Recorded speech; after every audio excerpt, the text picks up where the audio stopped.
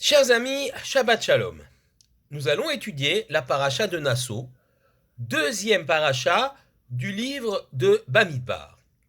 Cette paracha commence par le verset suivant, Nasso et Rosh bene Gershon gamhem, ce qui veut dire compte les fils de Gershon eux aussi. De quoi s'agit-il? Nous sommes déjà à la fin de paracha de Bamidbar, nous avons commencé le dénombrement de la famille de la tribu de Lévi. La tribu de Lévi est divisée en trois sous-tribus ou trois grandes familles que sont Kehat, Gershon et Merari. Ces trois sous-tribus correspondent en fait aux descendants des trois fils de Lévi que sont Kehat, Gershon et Merari. On a donc commencé dans la Sidra de Bamidbar à dénombrer les gens de la sous-tribu de Kehat, et puis nous continuons par ceux de la tribu de Gershon, et enfin la sous-tribu de Merari dans notre Sidra de Nasso. Donc le terme de Nasso est intéressant puisqu'il veut dire également Nasso et Rosh, relève la tête. On ne dit pas simplement compte les individus par personne, mais relève la tête des individus comme si, effectivement, le fait de les dénombrer conférait une sorte de spiritualité, de regain de spiritualité, comme si compter chacun des individus leur attribuait une sorte de sainteté, une sorte de spiritualité, et ceci est marqué par les termes Nasso et Rosh, relève la tête plutôt qu'un mot plus banal qui serait le mot de compter. Mais ce qui est intéressant, c'est un commentaire que je voudrais partager avec vous, celui du Rav Shlomo Yosef Zevin, dans son ouvrage La Torah ve la Moadim. Il explique que nous avons ici, dans le dénombrement des trois familles de Kehat, Gershon et Merari, une classification de ces sous-familles, de ces sous-tribus, ces familles, par ordre décroissant d'importance. L'aîné, Kehat, se voit confier les tâches les plus nobles, notamment dans le transport des objets sacrés du Mishkan, du sanctuaire, d'une étape à l'autre. Puis Gershon se voit attribuer le démontage et le transport d'objets moins nobles, la structure même du Mishkan, donc du contenant.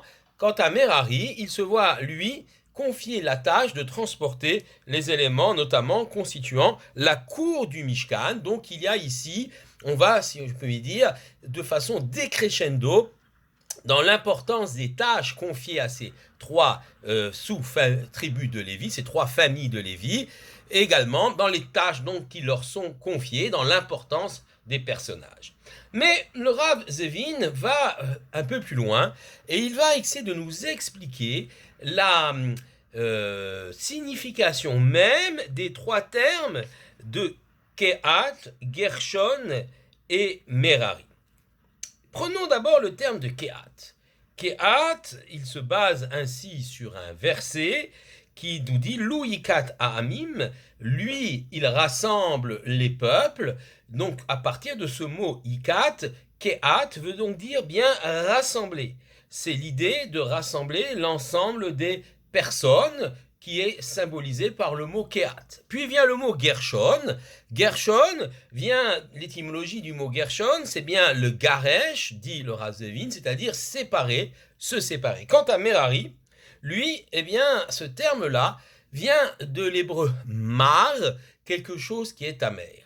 Et voilà comment le Rav Zevin va nous expliquer de façon plus symbolique, plus spirituelle, le dénombrement de ces trois familles de Lévi, Kehat, à la fin de Bamidbar, Gershon, dans notre Sidra de Nasso, et Merari également, dans notre Sidra de Nasso. On a ici, finalement, l'histoire du peuple juif qui va se dérouler sous nos yeux.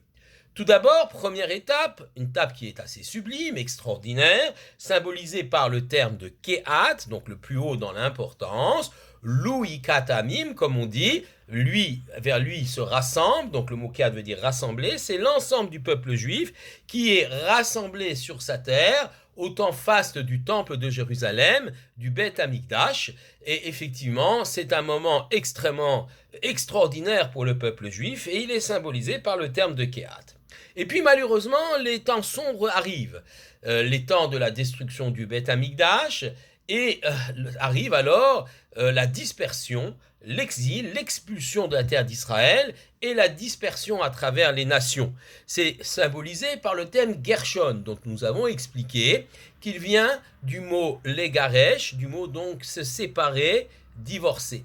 Gershon donc symbolise la deuxième étape, malheureusement moins réjouissante par rapport à la première étape du peuple juif. Et puis arrive le terme de Merari. Et comme on a expliqué, Merari vient de l'hébreu mar, quelque chose qui est amer. Amer comme le maror de Pessah.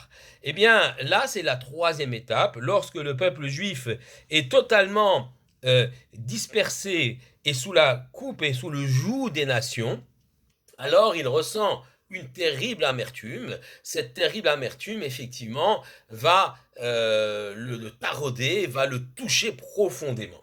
Eh bien, dit le Rav Zevin, ici on a effectivement la succession des différentes étapes de l'histoire du peuple d'Israël, Kehat, le peuple juif rassemblé souverain sur sa terre, Gershon, le peuple chassé, exilé de sa terre, et donc voilà, dispersé parmi les nations, et Merari, la dimension de l'amertume du peuple qui se situe loin de sa terre et opprimé.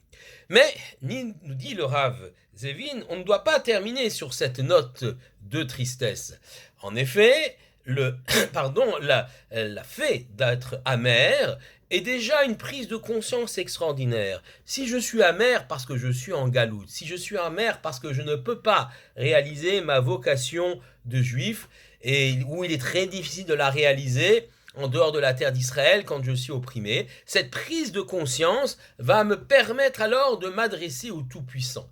Et on peut remonter alors l'histoire. Il est possible de retourner vers la terre et de retrouver ce moment sublime et extraordinaire du rassemblement des peuples sur la terre d'Israël.